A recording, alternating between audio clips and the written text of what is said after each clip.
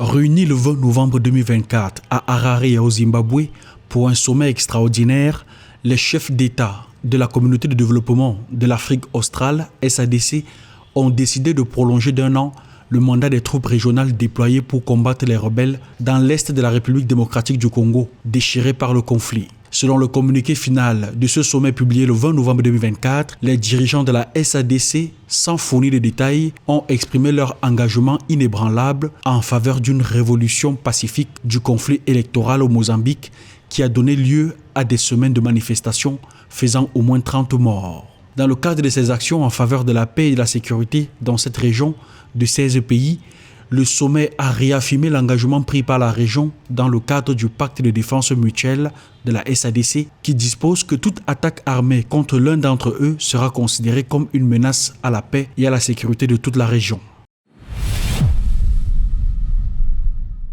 En marge des travaux du 7e Parlement de la jeunesse de l'Afrique de l'Est, tenu du 14 au 15 novembre 2024 à Arusha, en Tanzanie, les jeunes des États membres de la Communauté de l'Afrique de l'Est ont été exhortés à imiter les dirigeants qui ont mené les luttes de libération qui ont conduit à l'indépendance. Boniface Okoth, député jeune, a déclaré « Les pères de l'indépendance étaient très jeunes à l'époque où ils ont commencé leur lutte pour l'indépendance. Et malgré un contexte plus difficile que celui de la génération actuelle, ces dirigeants étaient quand même capables de remplir leur mission générationnelle. » Avec 80% de sa population âgée de moins de 35 ans, la Communauté de l'Afrique de l'Est est déterminée à créer un environnement inclusif où les jeunes jouent un rôle central dans l'élaboration de l'intégration régionale.